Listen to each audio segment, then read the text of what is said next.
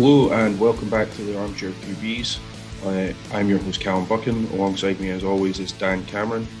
That is week 2 in the bag and this is our recap show. Dan, a lot of casualties this week.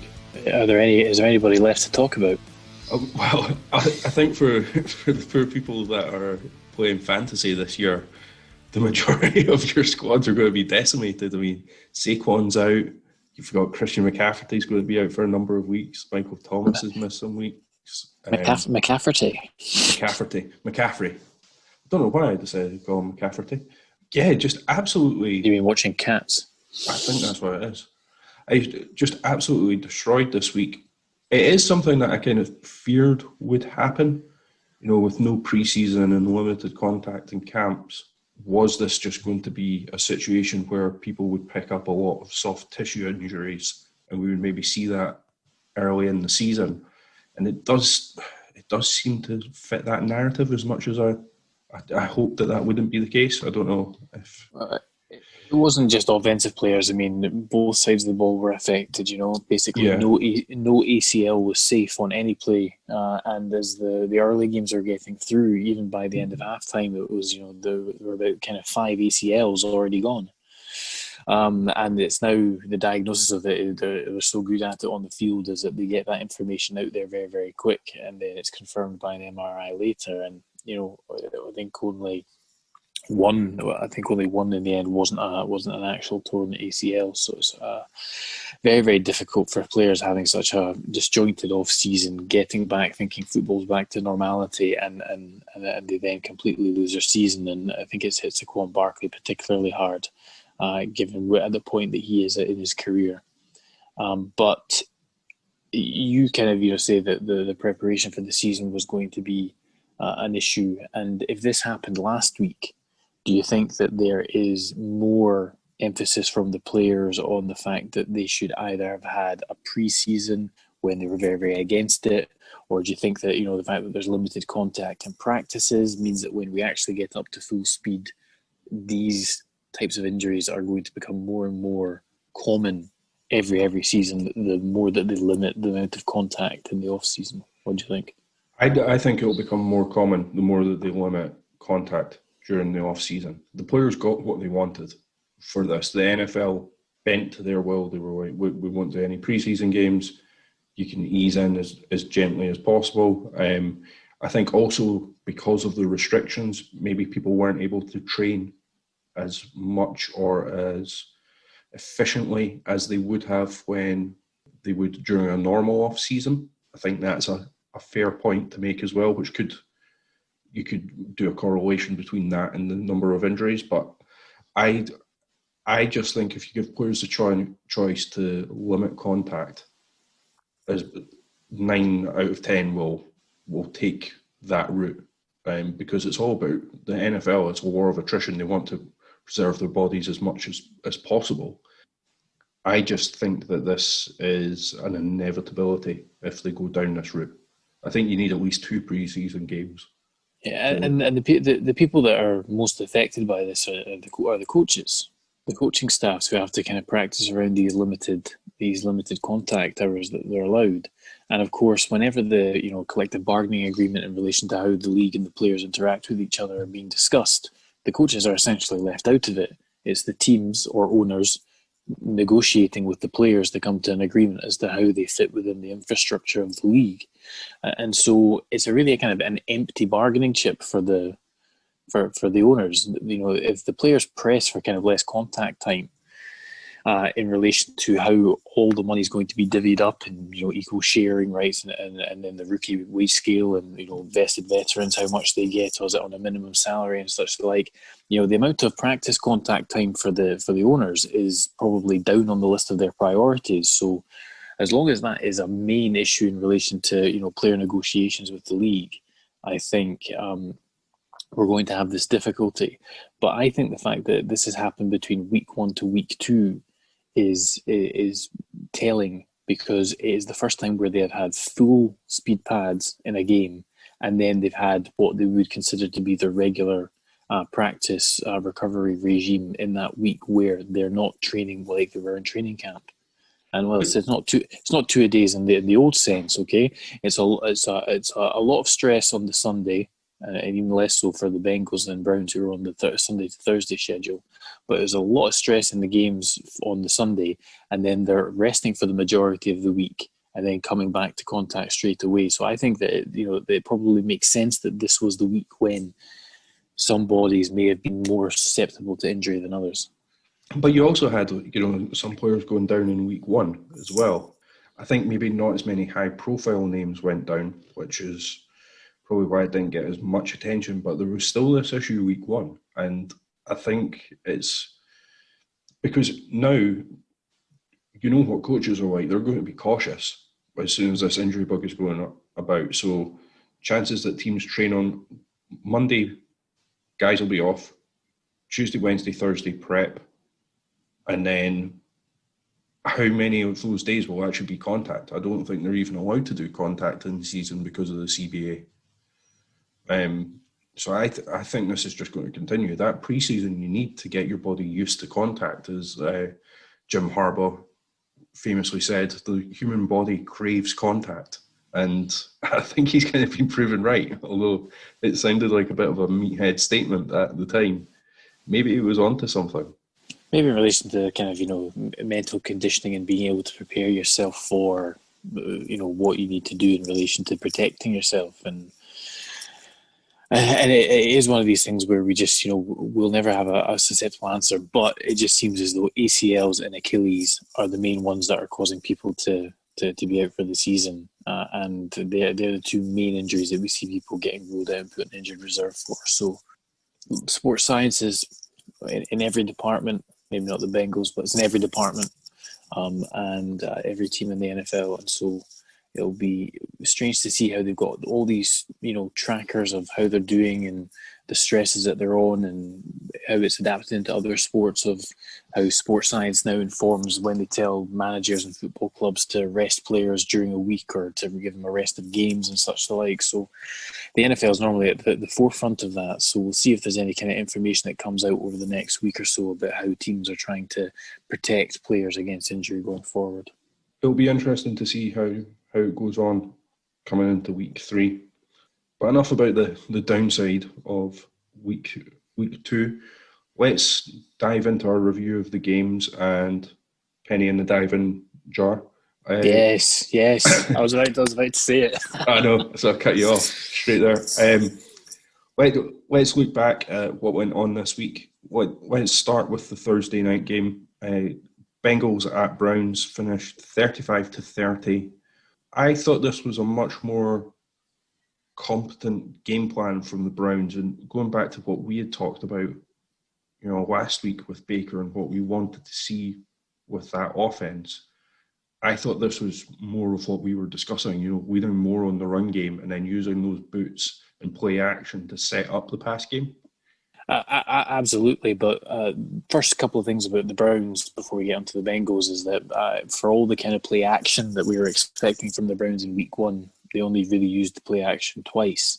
And then the first 2 plays, passing plays from the Browns on Thursday night were play action passes for positive yardage. Mayfield still, while he was doing a lot of that play action, a lot more, he was still hesitating, and you can see him double clutch a number of times on throws, and that's caused a lot of problems because it is a timing offense after you get everybody sorted for that boot and then out and into the route. So it was better from Baker Mayfield, but let's be honest, he's playing the Cincinnati Bengals defense, whose linebackers, who would have to deal with a lot of those crossing routes from the boot actions, are not very, very good. And he still, only completed 16 passes after those initial 2. So it was better for Mayfield, a bit more controlled, and better, I think anything was better than week 1, but am I willing to say, they just needed a game to get settled and be a bit more balanced between the run? No. I want to see it consistently for Mayfield, and I want to see him stop hesitating and pull the trigger a little bit quicker. And Nick Chubb finally got 22 carries rather than 10 the week before. And they should be trying their best to, put as much of the offense through him and allow loaded boxes at the line of scrimmage, and then use the play action to be able to open up and spread out the field for Mayfield to make things easier for him. So you're right, for Cleveland, us as the only opinion that counts, a lot better from them, but still things to work on. And again, the defense played well as well on Thursday night. Yeah, I think the defense played well. I think it was just a solid game plan.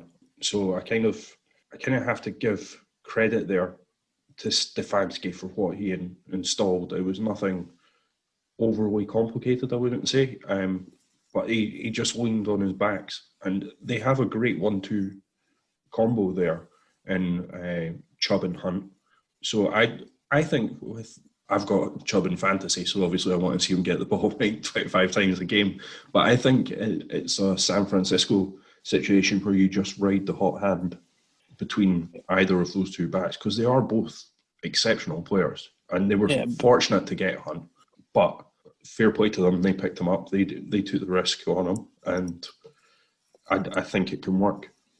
Yeah, the analytics are currently telling us that while Chubb is excellent, really good yards per carry, give him the amount of touches that over 20 certainly would be a minimum to help the offense be prolific. When he actually gets down to the goal line, he's only got 2 touchdowns in his whole career from 5 yards or less. So, and that's where Kareem Hunt thrives. So, whilst you might have Chubb in fantasy, if you're really looking at this from a Cleveland Browns perspective of the offensive line you've got and the way that your team's made up, you'd be one that's saying between the tens, get Nick Chubb the ball, and then once it gets down to the goal line, bring Hunt in as that specialised back to be able to get it into the end zone, because they had a very, very similar series that was much maligned when Freddie Kitchens was in charge of, where they had, essentially because of penalties, they had 8 plays from the 2-yard line and they couldn't get the ball in the end zone. They had a very, very similar series down at the goal line, and it was a bit of deja vu in relation to that. And again, Chubb wasn't doing what was needed to get the ball into the end zone. So overall, more positive from Cleveland, but again, it is the Bengals, so let's just kind of temper expectations. And whilst I just said the defense did well, the other thing that's going to happen for the Cleveland is that they're going to get Kevin Johnson and Greedy Williams back from injury, according to those in the know. So that will again assist their chances going forward. I mean, one thing that could be considered is that short turnaround between Sunday to Thursday meant that they just brought everything right down to its most basic building blocks of the offense, and then that allowed just to cut out some of the noise and limit some of the options for Mayfield to give him some more simple reads, and again get the ball to Nick Chubb and just be a little bit simpler rather than trying to be fancy. And that might have been something that played into their success on Thursday night. No, I definitely think that helps. The short week, I think, helped quite a lot, because you don't have time to radically overhaul your offense with that short week, especially after what happened in week 1.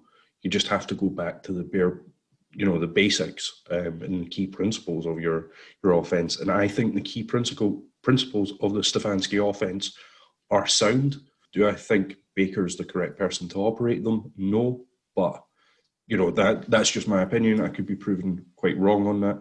But I think keeping it in the back's hands and then letting Baker, operate off of play action, I think is a sound strategy going forward.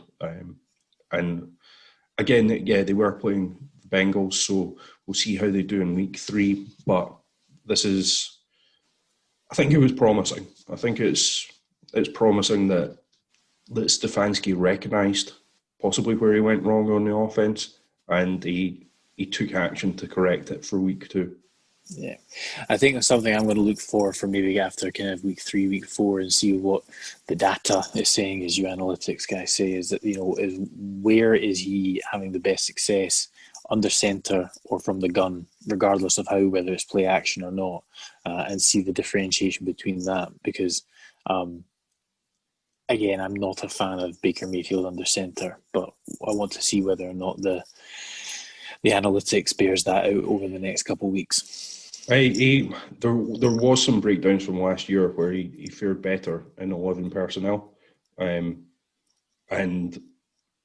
and the Browns decided to use that the least amount of times.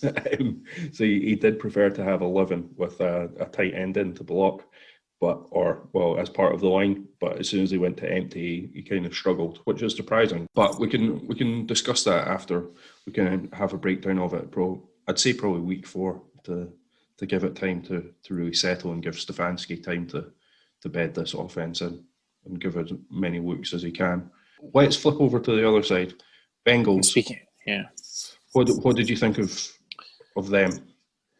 Well, speaking of empty, it was good to see Joe Burrow back to some concepts that he was used to running at LSU, but doing it with different personnel. You know, he was running empty with from one of the touchdowns he was running empty with 13 personnel. So that's not 13 personnel. He was running empty with 3 tight ends. He was running empty with 3 tight ends.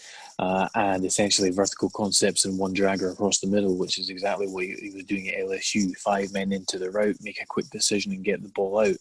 And so that's what I've been impressed with Joe Burrow, is that his decision making again doesn't seem to have dropped off in the initial games between his coming from college straight into the NFL, where most rookie quarterbacks have a difficulty given the speed of the game. We lamented the fact that Phillip Rivers threw the ball 4 to 6 times last week for the Colts. Well, this week, I appreciate the majority of it came in the fourth quarter. Well, about maybe 20 of them came in the fourth quarter. But Joe Burrow throwing the ball for 61 times for an average of 5.2 yards is not a strategy that's sustainable for the Bengals. But the difficulty is their offensive line is so bad that they cannot get anything done on the run. Joe Mixon's averaging 2.9 a carry in this game, and he wasn't doing any better in week 1. And Joe Burrow's not going to have much time to throw the ball. So AJ Green just didn't look right after that initial catch. He hit the deck and he didn't seem to be able to get up very well. So there's a number of things that, again, the Bengals just aren't a great team, but they're going to have to try and find a way to use Burrow's strengths to get the best out of it. But overall, Joe Burrow, there's some very, very, very positive things to be seeing from Joe Burrow, especially in a short week. I liked what he did. I've kind of been on the fence on him in the pros. Going back to the Joe Burrow episode that we did and the preview episodes, I thought he looked very polished and very in command, which is, you don't always see that from, rookie quarterbacks, but there just seemed to be a calmness around them. There's no data or anything to back this up, but he just seemed to have this aura around him of, I'm in control of this situation. For as much as people were talking about Baker Mayfield having moxie, which is a Troy Aikmanism, as far as I can remember, Troy Aikman was fawning over Joe Burrow's demeanour.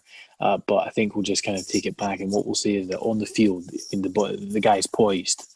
He seems to have full understanding of what he's supposed to be doing. He either has a full grasp of what's been given to him, or they've only given to him so much that he's been able to pick that up. Because you see, when they're having to go hurry up, they know that they've got to catch up.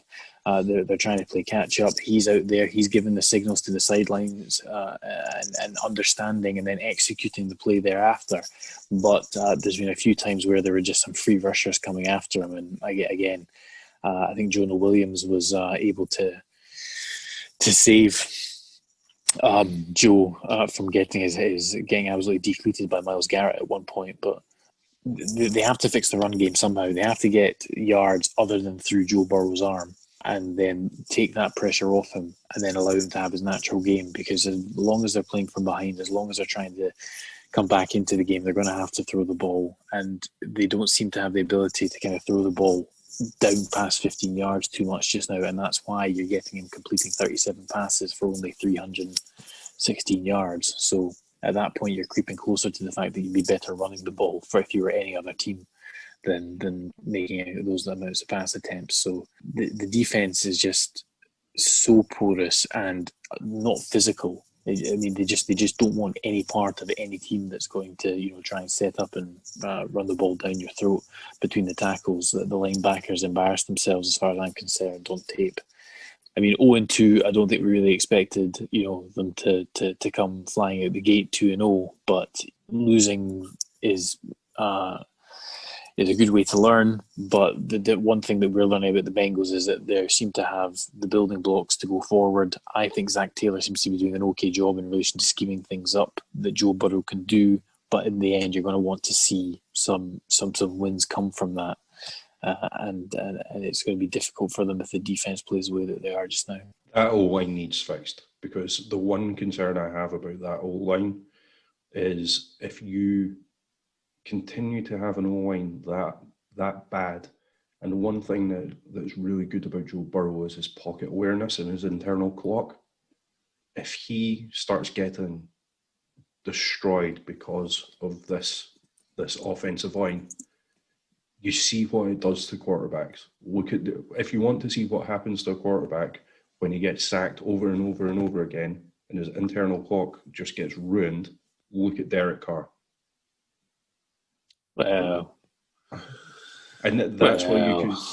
Well, no, but you can look at both Carr brothers, and their eye level instantly, as soon as they get the snap, is instantly looking like straight back down towards the line, and you don't want that to happen to Joe. I would, if I was the Bengals, let's all play GM for a second. If I was the Bengals GM and I was looking at the offense and I was trying to think, right, what is the one position that we have to fix to be able to at least make ourselves competitive, or at least be able to play games where we aren't hamstringing ourselves? And it's got to be right tackle. Take Bobby Hart and just say, thank you for your service, and then punt him. And find a right tackle that's available in the trade block and give up as much as a second round pick to be able to get that, because you're right to a certain extent. You don't want a rookie quarterback confidence by having to run for his life, especially from the right hand side every week, because it's bad enough getting pressured from behind on your blind side, but when you see that pressure coming all the time, it brings your eyes down. It means you can't look down the field, and as much as we say that Joe Burrow's got poise, it's just going to disrupt any rhythm and consistency they're going to have throughout the year. So maybe around about closer towards the trade deadline, we'll maybe put some potential trades together and have a discussion about them. But at the moment, right tackle is such a problem for them, because Bobby Hart's just a turnstile. He just lets everything through. Yeah, it's an issue and it needs addressed. Let's move on. Vikings at Colts. Sorry. What was your pick for this again? I picked the Vikings again. And on the money line as well, didn't you? Yeah, I did on the money line. Kirk Cousins, Jesus Christ, he has games like this far too often to be a starting NFL quarterback. Well, I don't know how he gets so much rope. Jameis rightly has been derided for how, throwing games away on numerous occasions. At least he will make throws. What can Kirk give you? The difficulty is that they haven't replaced Stephon Diggs in any way, shape, or form. After losing him to really an enforced trade because of the way he wanted out of Minnesota, they didn't then bring in a free agent that was going to replace him and his role in the offense and do the same things that Diggs did. So, Adam Thielen is still there, but he's not a number one. He is a good wide receiver, but he is a complement to somebody else, if you understand what I mean. So, yeah. You can't drive the passing offense through Adam Thielen. With all respect to him, I think he's a great player, but he is part of a bigger whole. He doesn't come in and change your team. So they haven't got that outlet that Diggs gave them vertically.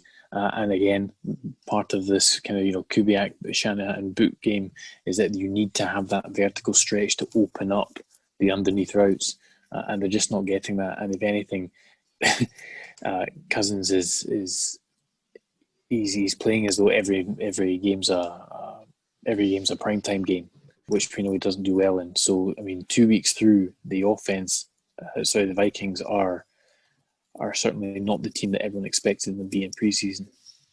Yeah, and I knew there were problems with the secondary. The secondary is young; it's still got to develop, but he just turtles. Like Kirk Cousins just turtles. You can tell Zimmer already hates him. I just don't know.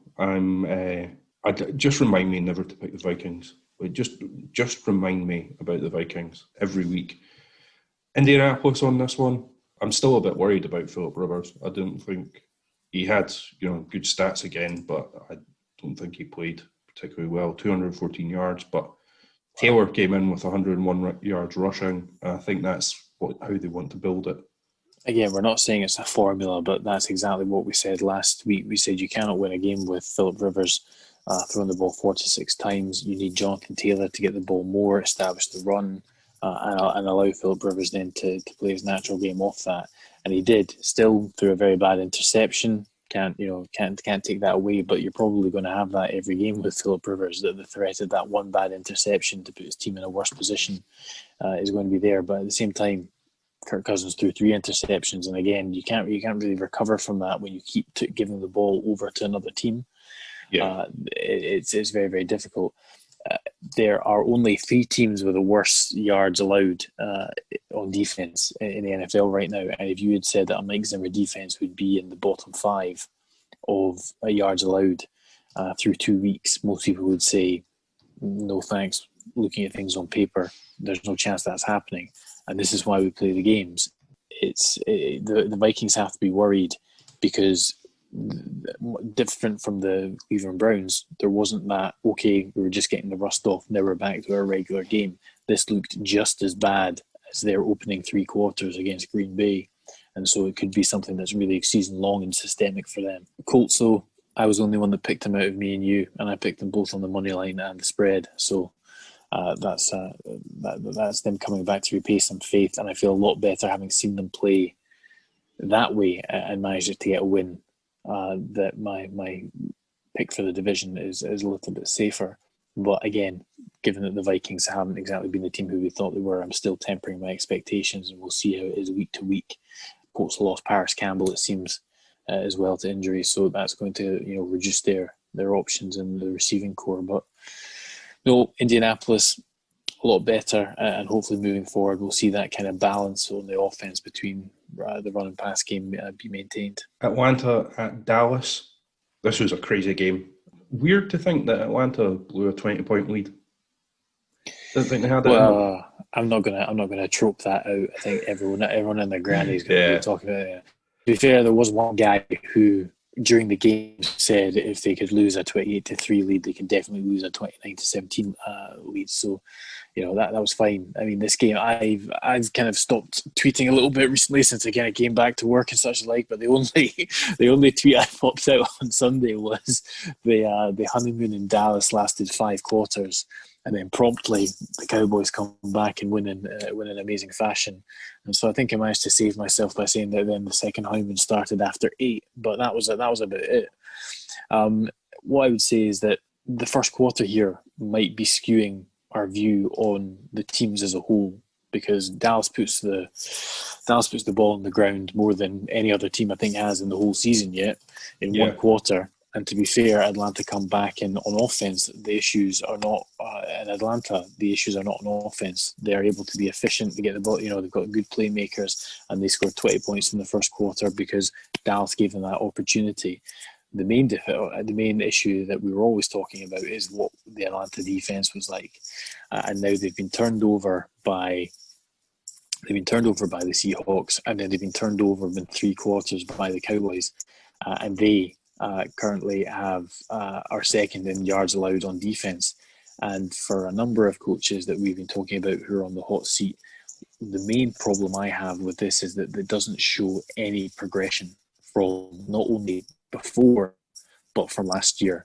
This seems to be the same Atlanta Falcons defense who just could not give their teammates any chance of staying within the game and allowing points to be scored on them left, right and centre, and get little to no pass rush. I do think it's a bit unfair as well, though, because Atlanta have obviously played the Seahawks, who I think one of the premier teams this year in the NFC, and Dallas, who we have said we expect to go far this year. Sorry, So can I have my Lee Corso? Right, can I have my Lee Corso moment and say, not so fast, my friend. We'll come on to the Seahawks, but certainly yes. yeah, I just think they've had two bad matchups. I did like the resilience shown by Dallas in coming back. I think Jason Garrett teams would have folded and just given up. Well, mainly because of perhaps decisions that the head coach has to make on the field. But let's again not kid ourselves. The first quarter skews what we want to do, but the special teams is also an interesting way to view and the decisions to go for it on fourth and the 2 points and such like are essentially key to understanding what the Dallas Cowboys are trying to do here. They ended up literally getting the bounce of the ball, which allowed them to come back in this game. Yeah. Okay, but they also had failed fourth down conversions. They had failed fake punts. I know you brought Jim Bones Fossil in, probably the best special teams coach in the league. And certainly the way that him and Greg Zuerlein came up with that onside kick, it worked out fine. And a better switched on Atlanta team picked that ball up, and then the game's over. And so let's not kind of put this all on the amazing onside kick or Atlanta's inability to pick it up. The opportunity was given to the Cowboys to get themselves out of a hole of their own creation, and they managed to do it. But the defense is not playing well, and so as I'm saying, the second honeymoons began after 8 quarters. I picked Dallas. I've been high on Dallas, but I still have a lot of concerns as to how they are managing games from the beginning to the end. I think the big thing that's frustrating for me as the resident analytics voice here is McCarthy's selection of plays for when he's going on it on fourth down. Some of his decision, I think his decision to go for it is correct, but how he's choosing to do it is wrong. Well, again, is it McCarthy or is it Kellen Moore? Now, Kellen Moore, as we understand it, has the play calling duties. It's not been there. But again, as head coach, he has prerogative to tell the offense here, I know this is in the playbook. If they lost, then maybe it would start coming out as to some of the play calling decisions and who was actually making them, and fingers would start being pointed. But as it is, they've survived. High fives all around in Jerry world, and we continue through. But Atlanta might be the most diametrically opposed team of themselves in the whole of the NFL. I mean, that offense is legit. It can score points. It can be dynamic, especially in the pass game. But the defense is just not going to give them a chance this year, is it? No. Wait, the problem is they've got a Big Ten offense and a Big Ten defense. A Big 12 defense. Yeah, they've got a Big 10, a Big 12 offense and a Big 12 defense, and that doesn't work in the NFL as much as they would like it to. The offense is never the issue. I just don't know what they can do to fix that defense. I don't know why it's been an issue for 2 years, and they've still not addressed it. Like they've gone out and got Todd Gurley for some reason when that running back was the last of your problems. Through 2 games, they've conceded the most points of anybody, but again, they've played 2 offenses with enough talent for 4 NFL teams. So we'll just have to wait and see. But there was no advancement last year, and again from week 5 onwards last year, I was saying, how did Dan Quinn survive this? He somehow managed to survive the season by a late resurgence. He's now passed it over. They're still running the same defense. It's not gotten any better. He is a defensive head coach. At some point, he has got to pay the penalty for his side of the ball not being able to execute. And he can't pass it around. He can't pass it around on coordinators, especially when you're losing another year of Matt Ryan playing very, very well, another year of Julio Jones, being the right side of 32, and Calvin Ridley before I think he gets his big contract, which will have to be next year. So they always talk about Super Bowl windows. Well, that's truly and utterly gone, and faster than anybody could have imagined after that 28-3 collapse. But again, I think that there was a mistake keeping Dan Quinn. And the other problem I have is that Dirk Koetter is sitting in the wings. He's doing exactly what he did with the Atlanta offense before he went to Tampa Bay, and then managed to turn that offensive coordinator job into a head coaching job. There is going to be someone in the building who the ownership and the GM will say, you know what, Dan, thanks very much. We've got somebody else in the building, in-house, that is going to run things as we want it, but maybe be able to get a better result out of the defence just from a kind of whole team perspective. And so I would be wary of Dan Quinn that Dirk Cotter is going to be around, and he was immediately a very, very easy interim head coach candidate for the rest of the season if they lose the next couple games. I mean, I don't know how Dan Quinn survives if they don't win 2 out of the next 3 games. Yeah, I think his seat is getting hot, and it's just a question of... It's burning! It's burning! It is, and it's just how quickly they move on. Okay, let's go on to the next game. Buffalo won 31-28 in a game that was closer than it should be scoreline-wise. I think Buffalo looked good. My question is, when do Miami turn to 2-0? They're pretty bland, aren't they, the Dolphins? Yeah. They did Buffalo a wee scare and take a lead. For the Bills, it was 20-7, 2017 with about 10 minutes left in the fourth quarter, and then the Buffalo managed to get their shit together and pull out the win. But at the same time, that's not how you would expect this Buffalo Bills team that I picked for the division to be beating up on the Miami Dolphins, who again are just kind of really devoid of anything particularly interesting about them, are they? Yeah, and I think you have to caveat when talking about this game as well with the long delay that went on halfway through it due to the thunderstorms, thunderstorm and lightning storm in the area. So it felt like Buffalo were getting momentum, then they had to come off the field, and then they went back on. It kind of took them out of their rhythm. You're right, Miami are just devoid of something. I think we're still seeing what we both love from Flores, in that they're a very tough playing team.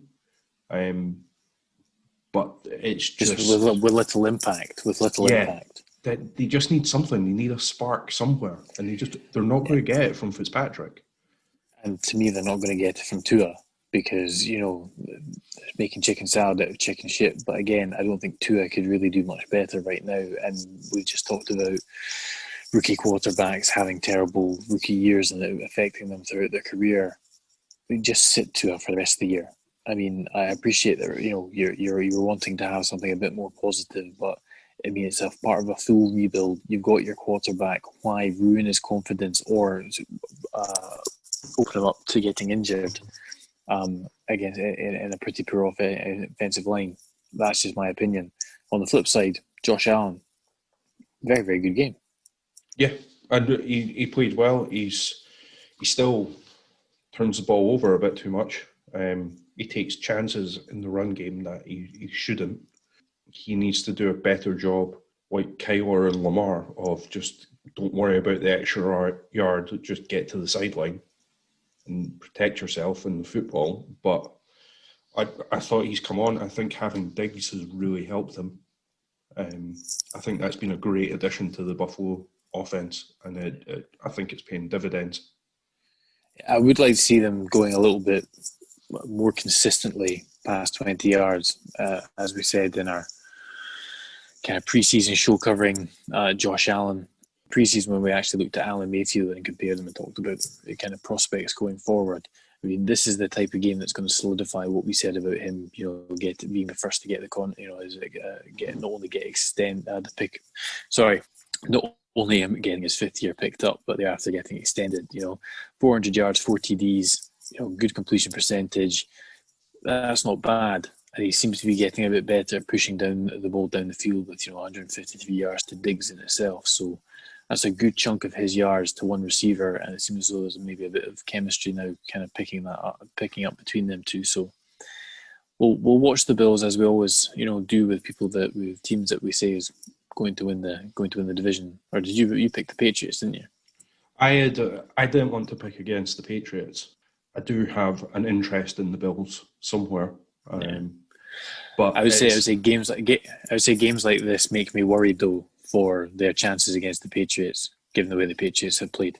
If you're going to win the division, you should be at least covering what we would consider to be the spread against the Dolphins, and maybe the rain delay was a factor in that. You're right, but we'll see what the return leg is later on in the season. But I wouldn't say it was comfortable for the Bills, but they were given a position where they had to come back and make sure that they won the game from, albeit only 3 points down. But they did that relatively comfortable in the fourth quarter with 10 minutes to go. Yeah, they were made to work for it, but in the end they pulled it out, and that's a good sign from the Bills. And I think the progression of Josh Allen is also a good sign, and one that they can build on, and it gives them confidence when it does come time to pull the trigger on a renewal. I don't think they've got the same questions around Josh Allen that, say, the Browns do over Mayfield just now. Sure. Moving on. Panthers at Buccaneers. I thought the Panthers would be the scrappy, gritty team that was always an underdog but would always cover. I was wrong on that one. They looked lifeless, toothless even. They've now lost their best player for a couple of weeks. Buccaneers, I don't think Brady looked great, but they got the job done, 31-17. I have questions about Matt Rule. He makes some really bad decisions. And it's not like he's a first-year head coach. This is the thing. Like, I understand when a coordinator gets elevated. Matt Rule makes some really questionable decisions for a guy who has spent quite a number of years as a head coach. Right, so just elaborate on the questionable decisions. What exactly are they? I think his fourth down plays have been questionable to start with. And do you think that's him, or do you think that's do you think that's Joe Brady's inexperience of being an NFL coordinator? I think that's on Matt Rule. I think Matt Rule needs to be firmer. Especially Matt Rule knows when he's got an offensive coordinator that you need to work with them to set out parameters and help them in these situations. But they had one where it was a 4th and 1. They give it to the fullback when McCaffrey's on the field. Why are you doing that? No, and you would expect perhaps from that week 1 where they were so vilified for that decision that perhaps going into the next week's game that they would say, right, if we have this scenario again, how are we going to attack it? What's the personnel that's on the field? Because obviously they would have to match up against what they would expect their opposition that week to be putting out there, and perhaps maybe any personnel matchups that they would have. But again, I think there's a difference between being a college head coach and being an NFL head coach. And again, there's a difference between being a college offensive coordinator and NFL offensive coordinator, and there are going to be growing pains. And we are only 2 weeks into the season, so I'm not going to be as heavy on Matt Rule, and he's learning the hard way in some respects. But what I would say is that they were, as much as they were plucky and scrappy against the Raiders, this was a slightly different defense they were facing today, and they weren't able to get going. And of course, McCaffrey goes out and it isn't able to return, and they obviously lose a lot of dynamic ability from him. Yeah, but I mean, they got it to within a touchdown, but again, they weren't able to close it out. And so you're upset with Matt Rule. I'm upset with Bruce Arians. I'm going to bore people with what we said about the Bucs last week and the week before that and the week before that, and say, were they going to let Tom Brady bring what he did well, or were they just going to plug him straight into what Bruce Arians wants to do? And one of the aspects we had to consider of that was, well, they've signed Gronk. Is that because they're going to bring the 12 personnel concepts that he and Brady executed so well in New England? Well, no, because through 2 games, he has 4 targets and 2 catches. Sorry. Yeah, he's been targeted 4 times this year. They've almost used him as an extra blocker. Sorry to cut in there, but it seems like they're just using him as an extra lineman. It's so weird. Why do you bring him out and pay him not the massive amount of money, but still a considerable amount of money, change for a tight end when you've got a first round pick of O.J. Howard there? And you would think that the reason he was being brought in would be for those 12 personnel sets that they did so well with. But when pressed on it, this is what Arians said this week. He said about how Gronkowski wasn't really part of the passing game. fair enough. And he said that not really. He said he got a nice pass interference call for us, missed him on the over route. We're not throwing the ball 50 times to the tight ends. That's what we have receivers for. That's the way our offense is built. Gronk's playing great run blocking in the fourth quarter, so I'm not concerned with his pass catches or his targets. So what the difficulty is that when Gronk was on the field in New England, he would dictate what the defense would do. And right there, that comment from Arians, albeit if it's a very clever bluff, I don't think so, because pretty much what Bruce Arians says, what you see is what you get. Yeah. What defenses are now going to say is, right, so the Bruce Arians offense, where most of the tight ends caught the ball in the whole season, is 34 times. That's exactly what we're expecting here. We don't have to pay as much attention to Gronk because that's not the way the offense is designed. He's late in the read progression, and we don't have to worry about it being a Brady to Gronk fiesta. So that's my main issue with the Bucs right now. I like the defense. I think they're playing really well on defense, and it looked as though they were starting to get a bit better. But again, this was the Panthers, who are rock bottom in relation to their development as a franchise. So let's not be too. And again, I seemingly me hating on Brady or whatever. It's not. It's just I think that this is an opportunity being missed by the Bucs. No, I think what you're saying is I don't think it's hating at all. I think what you're saying is a fair criticism. I don't think, I'm biased here. I don't think we're falling into any type of hot take traps here. What we're saying is just we're giving constructive views based on what we have witnessed for the past 20 years from Tom Brady in New England and how he operates best and how Tampa should be getting the most out of him. They've not signed a 23-year-old rookie. They've signed a 43-year-old veteran who is set in his ways. You have to put your ego to the side and adapt your offense to suit him. I think that's reasonable, and it's frustrating because I think they've got all the pieces that if they adapt the offense to maximize Brady's abilities, Brady can make that work. When has Brady ever had receivers like Evans and Godwin? Give him that combo. It could be really, really good for you, but you need to adapt your offense. Yeah. Well, we'll keep an eye on that. One thing, Leonard Fournette got the most carries of any running back for Tampa Bay this week, and if you take away his long run of 46 yards, he's into 11 carries for 47 yards, which is still 4.4 a pop, which is what he was doing pretty much at Jacksonville, or just a little bit under that. So good to see him have a little bit of success on the day. It's going to be interesting to see how they progress that and whether or not he continues to be the main lead back throughout the early part of the season. Yep. Okay, I'm just going to quick fire through a couple of games. Steelers 26, Broncos 21. Final, obviously the big news coming out of that was Drew Lock got injured. Just today, whilst we record, it was announced that the Broncos have signed Blake Bortles to kind of fill in as the boat is in the building. He'll likely just fill in as a backup for Jeff Driscoll. I watched Jeff Driscoll at Florida. At no point did I ever think that he was an NFL quarterback, but here we are. He's earning $50,000 less than Cam Newton this year. Well, finally, one quarterback is. Absent incentives. And just if we're going to fire through them, all I would say is Steelers defense, legit, absolutely legit. And it's a little bit worrying that the Steelers offense couldn't break away and get more points on the board after playing a Jeff Driscoll run Broncos offense.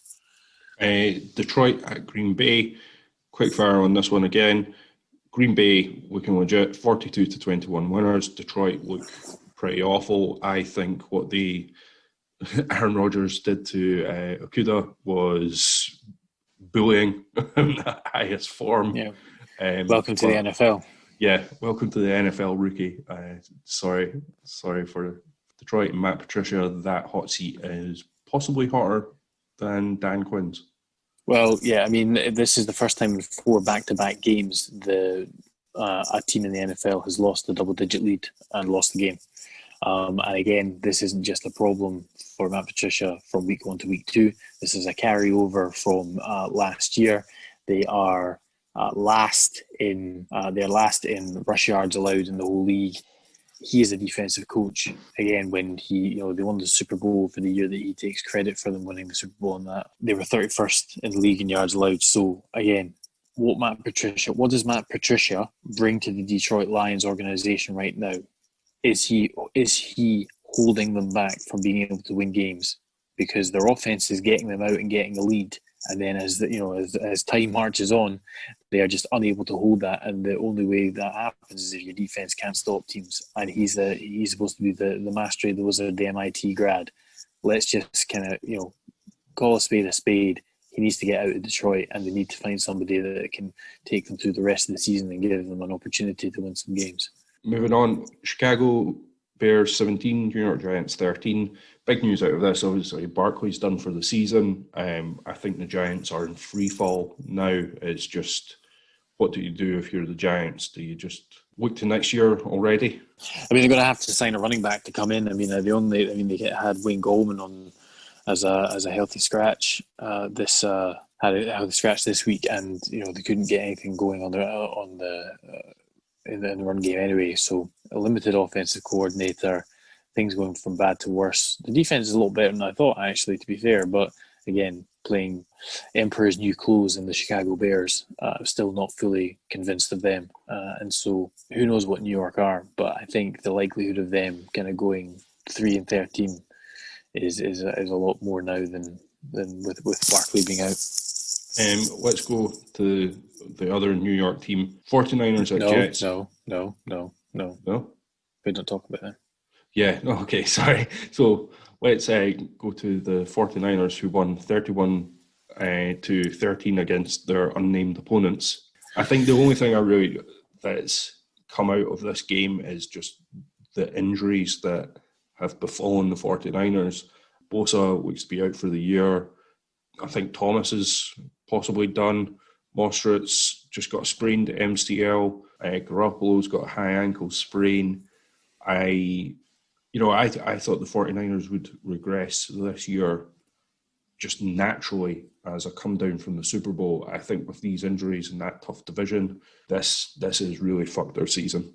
Well, they get a little bit, they get an opportunity to see how they can put together their makeshift team next week against the Giants, okay, and then they're again against the Eagles and then the Dolphins. So the next 3 games is not terrible for them opponent-wise. And if they come out of that with 2 wins, they'll feel as though they're able to get some positive momentum from the makeshift squad that they'll have to put up. But then they've got Rams, Patriots, and Seahawks in the 3-game slot after that. So you've got 3 weeks to get yourself together. Consider it this next 3 games a preseason. Find free agents, find anyone off practice squads, get them in, get them up to speed. And then hopefully, you rely on Kyle Shanahan to work some magic and be able to scheme up the ability to win the games. Every single 49ers game just now, it will be interesting to see if they do win what the points differential is.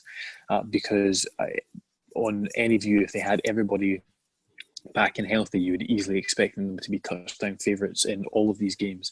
But it's going to come right down now, and that 3-week stretch of the Rams, Patriots, and Seahawks, that could make or break their season. And I think it's just missing so many key parts because you've still not got Sherman for this week as well. I think he's on the 3-week IR, so he can come back after, not next week, but the week after. So you maybe don't need him, but it's just.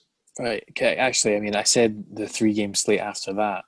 Let's just extend that 3-game slate to the next 6 games after that, because it would be Rams, Patriots, Seahawks, Packers, Saints, and then Rams again, followed by the Bills. I mean, that next schedule for the amount of injuries they've lost and the team that we would expect them to put out. I mean, this could be the day where we said the 49ers season ended. Right. Next one we'll quickly touch on. This was one that we said was the free money bet of the day when we went through the lines. We're going to talk about the Rams. Yeah, the Rams opened at -1 when it moved on Sunday to Philadelphia and then moved to Philly -1, and the Rams just absolutely smoked them 37-19. Philadelphia Eagles Reddit, that is a glorious place to go to when they lose, because Carson Wentz.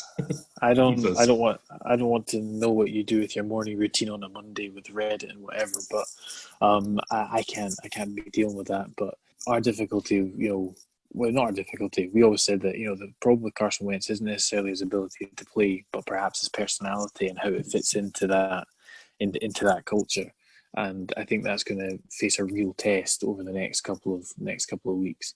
He is making some bad decisions. Miles Sanders being back didn't particularly help them out.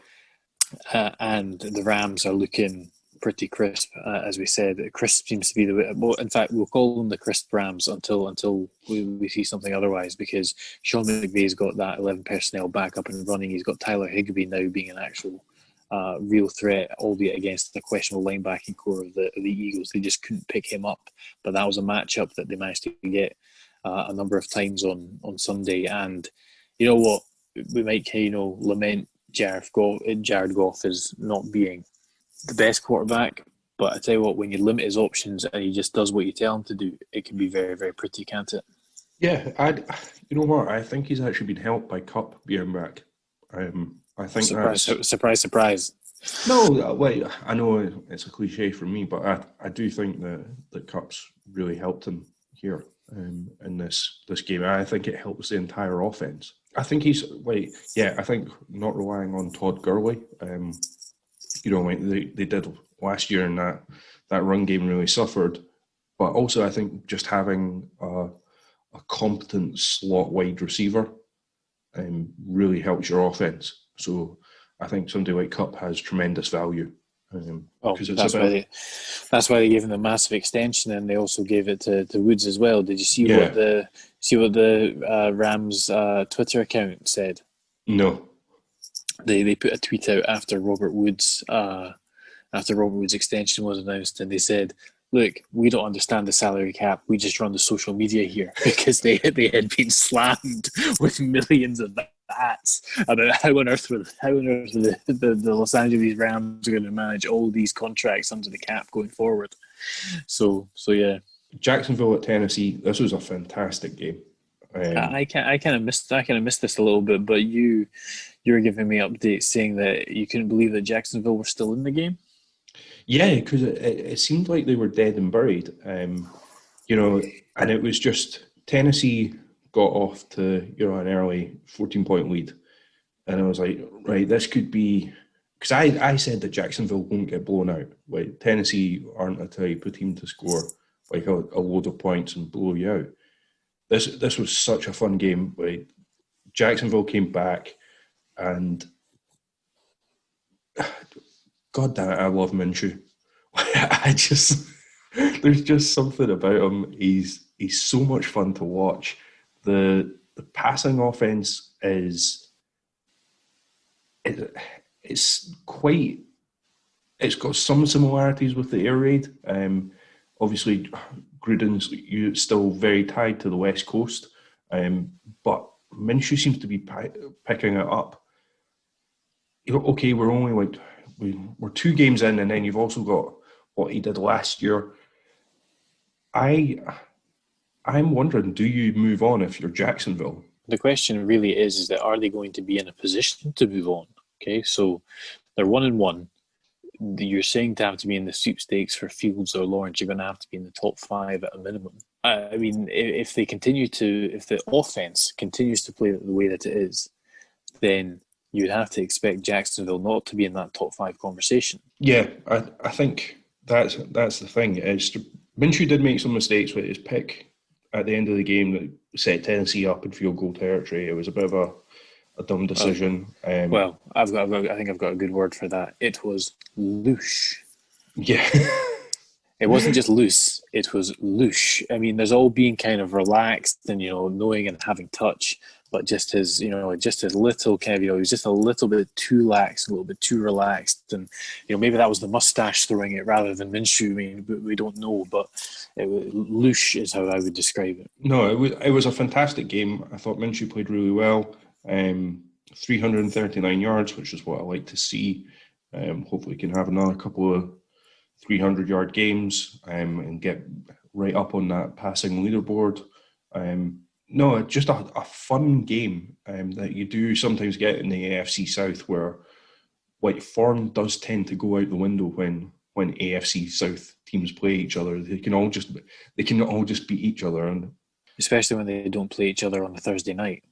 Yeah, we all remember those Jags Titans games on Thursday nights and just going, why bother? It was going to be kind of like 10-13 to either one of them, and we wouldn't be able to care. But let's not kid ourselves. I'm a Minshew fan, but you are a Minshew fanboy, given that after this week you have bought his jersey.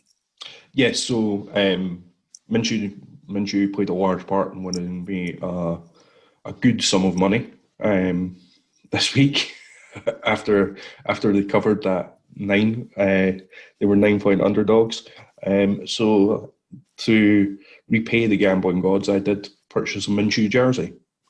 Which is only fair. Yes, fair. And just to make it clear, I'm still a Texans fan, but I'm also a Minshew fan. Well, just remember that Minshew may giveth, but he also may taketh away. Yeah, well, we'll see what we say during the pick show for next week. Titans. Well, just very, very quickly. Titans doing all right, but again, not a great showing if you expect them to be back to the playoffs. No, I think the defense has some issues. Tannehill actually played really well. 4 touchdowns, very efficient. Obviously, leaning on the run game. Simple formula that they had last year. I think Arthur Smith is definitely going to start getting that head coach's buzz.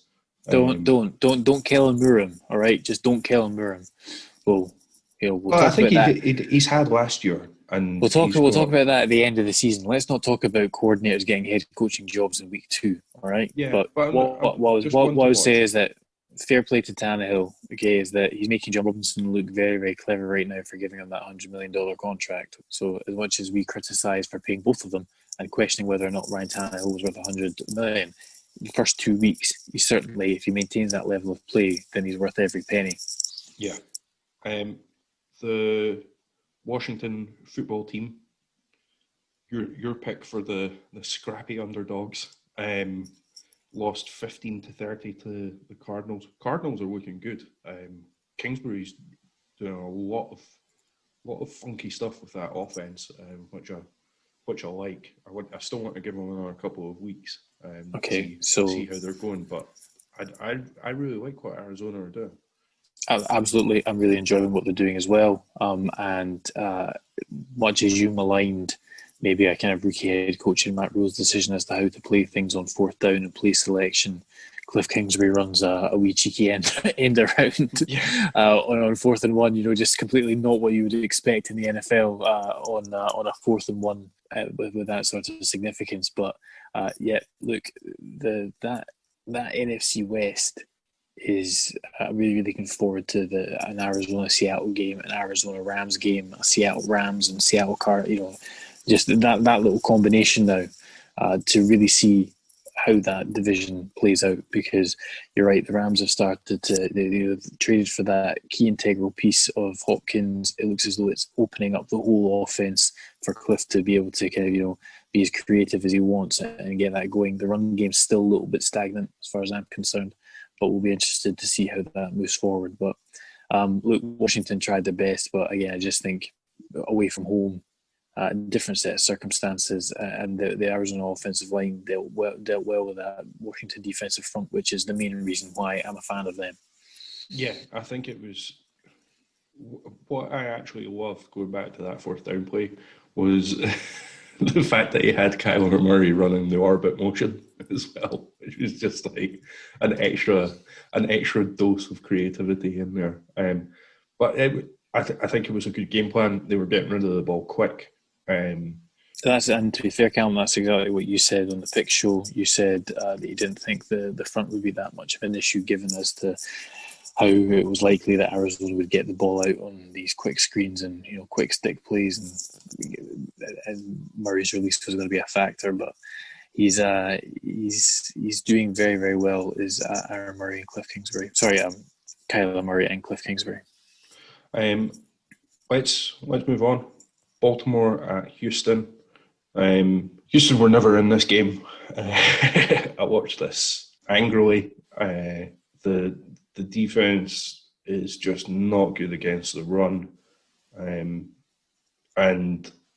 I just thought Baltimore. I don't know if Baltimore ever really got out of third gear and they kind of just cruised to the win.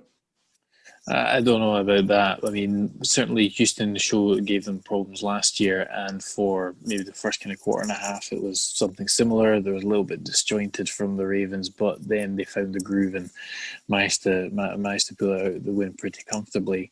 I was surprised that Dobbins didn't get as many carries as I expected, given the way that they were giving the ball in week one. He only got 2 carries, but again, averaged that he got 46 yards on those 2 carries. So we'll see. Lamar Jackson's just a different breed.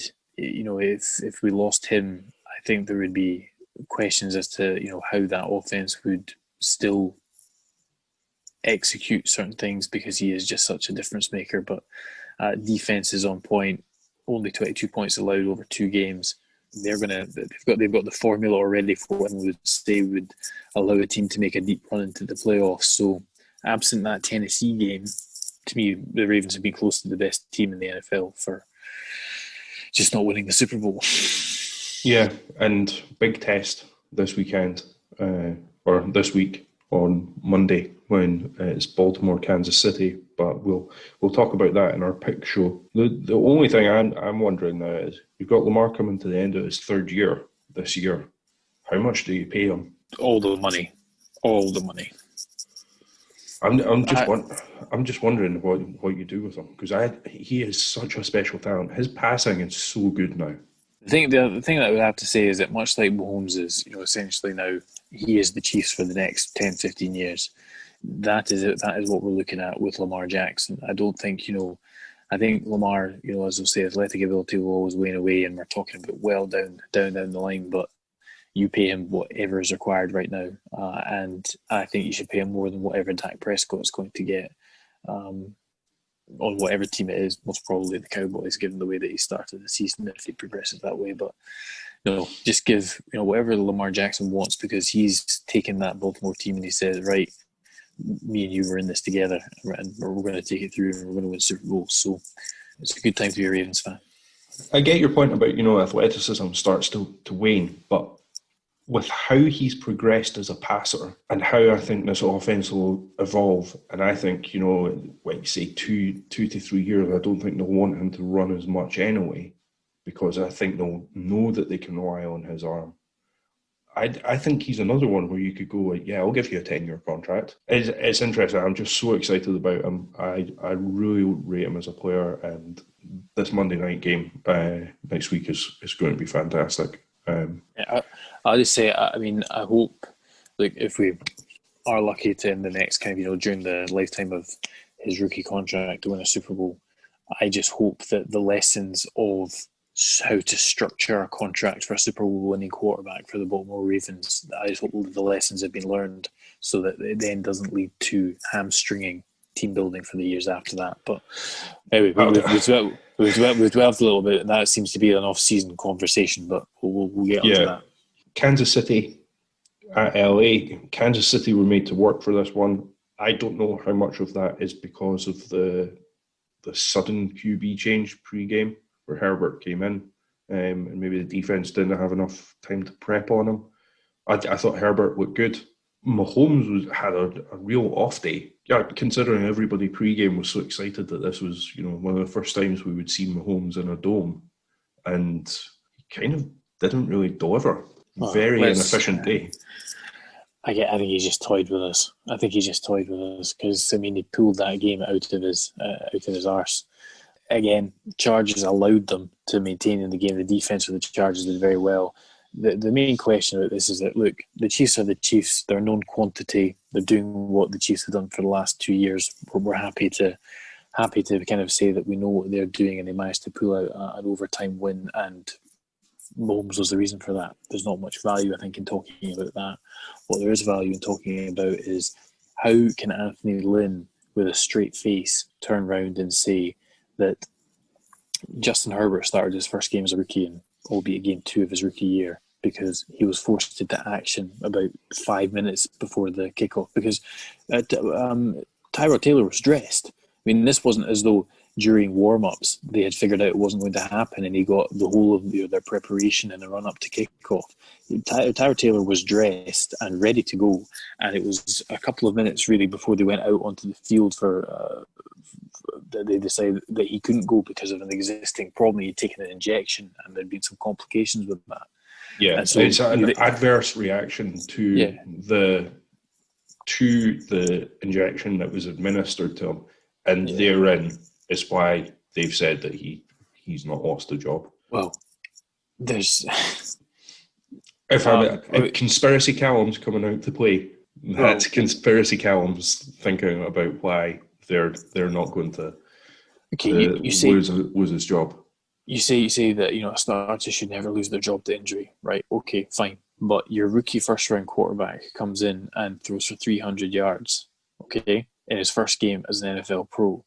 Tyrod Taylor has thrown over 300 yards once in 47 games. And you take the defending Super Bowl champions, whether by surprise or not, you take them, you force them to overtime after almost winning the game, okay? You lose the game from a winning position, but that's a separate matter, okay? And the reason that Anthony Lynn says that Tyrod Taylor is still their quarterback and gives them more opportunities to win is that they haven't been able to install enough with Justin Herbert. Well, I'm sorry, as far as I'm concerned, if he comes out and is able to do 300 yards against the Chiefs, with good players, Chris Jones, Matthews, that defense being, okay, maybe kind of, still better than half of the NFL, but he does that with a limited playbook. Why wouldn't you work on slowly progressing that throughout the year and do it on a kind of game by game basis? When what is it that Tyrod Taylor gives you that Justin Herbert doesn't at the moment? I'm not arguing with you. I just think that's Herbert looked good. I would personally start Herbert, but I think whatever went on pre-game, they're just wanting to cover their arse a bit. What do you mean covering their arse? How? What is there to cover their arse about? Maybe a liability issue. Maybe that would be through a grievance. But again, we're not dealing with liabilities and stuff like, is that we do sometimes have interest in about how questions are answered and PR and spin and stuff like that. If there's a liability issue about mismanagement of an injury, so what? If they're both healthy for game 3, what is the actual difficulty between starting Herbert over Taylor? What is the benefit? I don't think there is any benefit in it. I think you start Herbert. I think he's shown enough in that one game. But then again, let's go back to pre-season. Granted, it's Hard Knocks, so it's a polished version. But even in that polished version, Herbert was having difficulties with simple things like cadence, getting the play calls in. So did they have to dumb it right down? But that's why we play the games, and that's why I make the decisions on them playing the games and not in practice. Yeah. So, I really, really think that there's got to be a rethink as to who starts for the Los Angeles Chargers going forward. No. And to blindly stick with Tyrod Taylor, which, look, we'd seen it before in Cleveland. Start of the season, doesn't do well, replaced by a first-round quarterback. All right, we've seen that happen. When Herbert comes in, does what he does, and you take the Super Bowl champions and Patrick Mahomes to overtime, and you, just by the skin of your teeth, lose.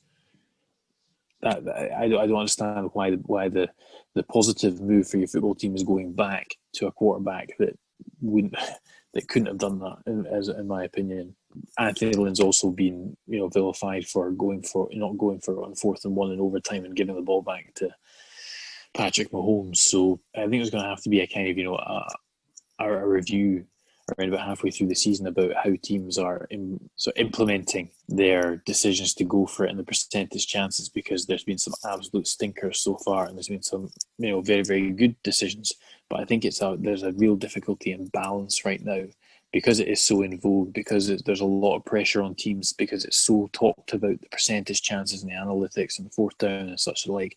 I think there are decisions being made that wouldn't ordinarily be made without this narrative and scheme that we have right now about going for it on fourth down. And I think Anthony Lynn was a victim of that a little bit on Sunday. Speaking of going for it and it not working out, New England took on Seattle, lost 35-30. Cam Newton stopped in the 1 yard line to win the game. I was really impressed with this game plan from the Patriots. This was completely different to what we saw week one. Obviously, they were relying on Newton running the QB power quite a bit. Went to the well maybe a bit too many times to end the game. Seattle were certainly prepared for it, but there was a really good stat actually that I saw, which Daniel hate because it's analytics.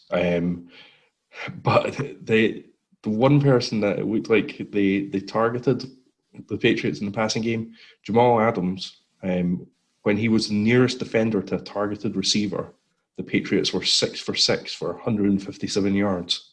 Right. Why would I hate that stat? That's a valuable stat. Well, that's not something that's essentially magic and made up out of someone's arsehole. Right? No, okay. That is a quantifiable, verifiable. You can see it with your eyes, and you can also see it on paper. Okay, I'm fine with that stat. Okay, so okay. Right, yeah. so that's absolutely fine, and I agree with it. So again, the mismatch. Jamal Adams should either play very far away from the line of scrimmage, or he should play very close to the line of scrimmage. He shouldn't really be in that middle area where they were attacking him. And so that was fine for the Patriots. I text you after kind of watching the game 40 of this on Monday morning and saying that I was really impressed with the way that the Patriots were going about implementing their offense and what Cam was doing. Now, that being said, there may be, after 2 games, a problem with the Seahawks' pass defense, given that they have given up the most of any team in the league right now, and we would say that the Seahawks are probably almost going to be a lock for some sort of post-season berth already, the way Russell Wilson's playing.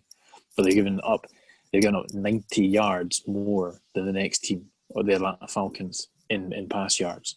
And they've played the Falcons themselves, again, good passing attack, and then they've played the Patriots, who on paper you would say the skill positions wouldn't be somebody that you'd be too worried about.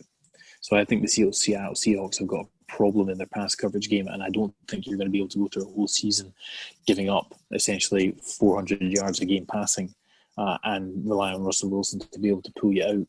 In relation to how the Pats ended the game, there's 2 questions for me. Is one, did they burn their little play action pass for a touchdown too early in the game? Because I think that would have been a perfect call for that point at the very, very end. And the second point is, did Seattle bait Newton into going for that exposed hole over the left-hand side of the line?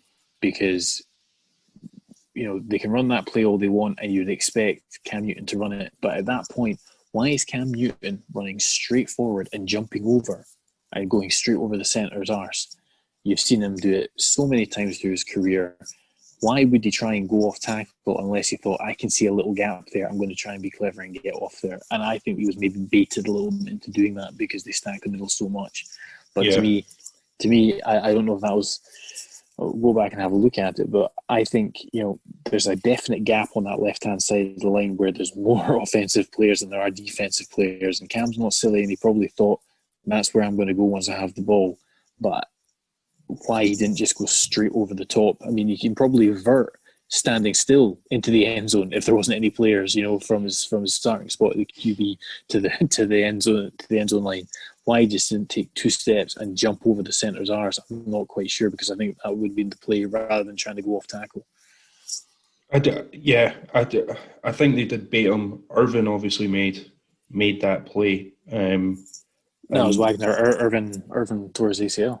Oh yeah, sorry, Wagner made that play. I just wonder if they maybe would have been better, like spreading them out and running that instead of being so condensed.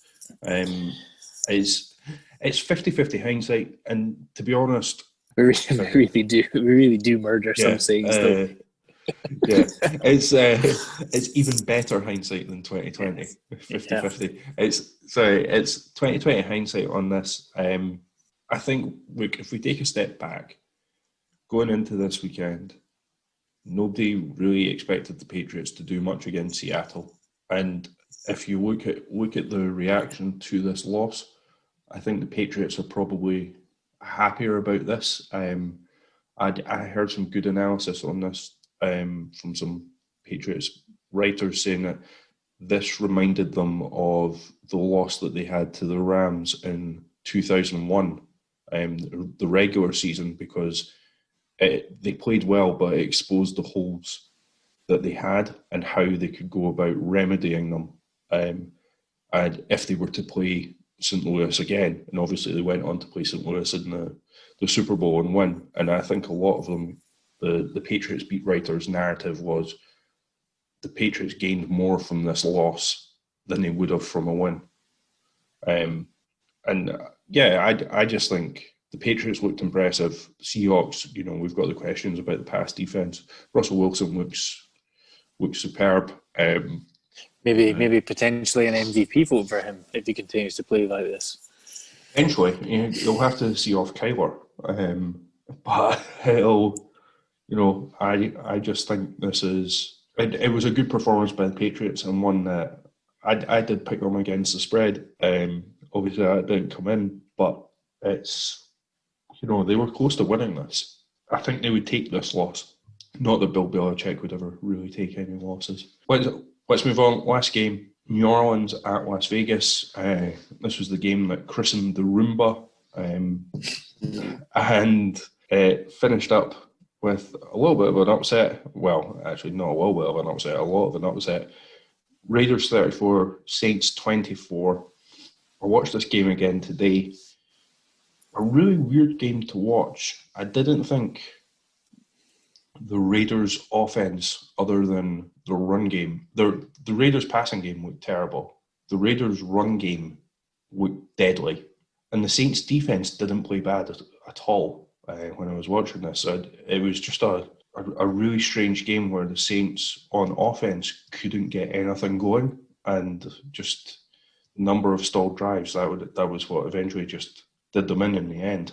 A really weird game to watch. Well, my opinion of this is that essentially there's only one player who the Raiders can thank for winning this game, and that is Darren Waller. It's a soft spot for Darren Waller given his backstory, and again another Ravens cast-off who's managed to do well in elsewhere, but he was targeted 16 times last night for 12 receptions, 100 yards. Again, not gaudy stats, it was only 100 yards, but it's quite obviously that Derek Carr or the game plan was to get the ball to Darren Waller, because I don't think the rest of the targets combined would add up to 16, probably just a little bit over.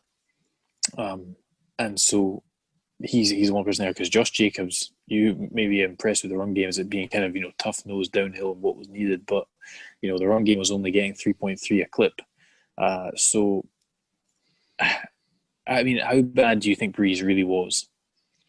Because the box score, is this one where the box score lies? Because he's 312 yards for a touchdown, an interception, no sacks, but he has been much maligned about his performance in this game. What's your view on that?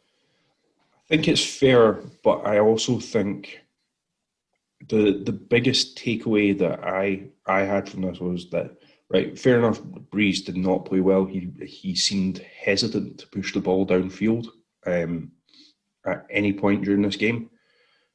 But what hurt them the most, other than obvious the lack of talent when you don't have Michael Thomas on the field, the other way that it hurt them is that if you have Michael Thomas on the field, normally he's going to be bracketed.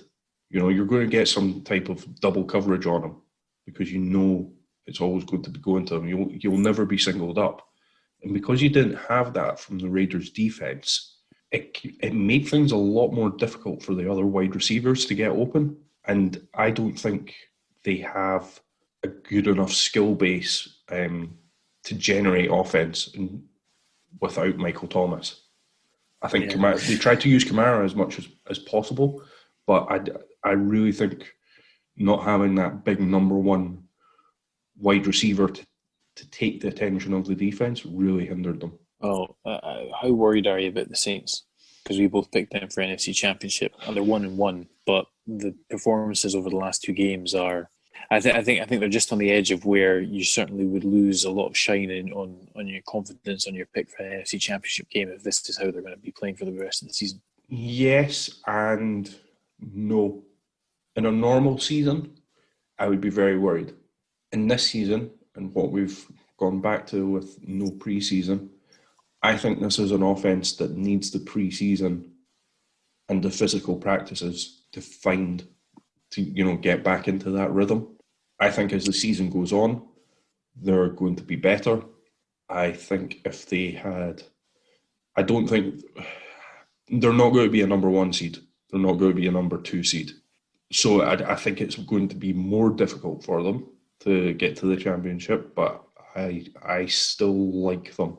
I think maybe Green Bay's edged into my early favourites. Well, if it was to do power rankings, I would move Green Bay ahead of New Orleans. In the NFC, yeah. Well, of course, New Orleans in their off-season, they totally approached it completely differently to the kind of to a lot of other teams with the constant Zoom meetings. They just essentially said, right, we're not doing anything, and when you come back, that's when we'll get to work. Maybe they're kind of relying on the ability to, recycle what they did from the previous year into this year, because you would ordinarily expect, and again, this is why we play the games, on paper, you would say that New Orleans would quite handily win this. But I'm not going to say I'm disappointed. I picked the Raiders to be a surprise team this year. I said they were going to score points. It was going to be dependent on how the defense did. We've now got 2 back-to-back weeks where they're scoring 30-plus points. So I'm quite happy with my Raiders pick right now and how we're doing with that. Raiders defense look good. The only issue they have is at corner, which is a big issue. But I don't know if there's a mid-season move that can be made to shore that up if they're starting to get into contention. But like you, I think we're both fans of Mayock and Gruden and how they've built this team. So I'm happy with that. We didn't do bad with the picks this week. I went 11 of 16 on the spread. You went 9 of 16. We did better on money lines, but of course they're money lines, so it's easier to do that. But it did not too bad. I'm hitting about 64%. Yeah, no, we did pretty well. Overall, a pretty good week for us. I think this week is. I only say that because there was some really, really important picks also put up on our Overlords Gridiron Hub of people putting £10 on the San Francisco 49ers to beat the Jets straight up, which I thought was really quite out there. I thought that was great. Yeah, no, that was a bold prediction. But no, we had a pretty good week. That wraps up our review show. You can follow us on Twitter, Facebook, Instagram, YouTube. Leave us a comment. Send us feedback how you like the show, and we really want to try and build this community as much as possible. And we will be back on Thursday with our pick show. So stay tuned for that and be prepared to bask in all our winning tips. So goodbye.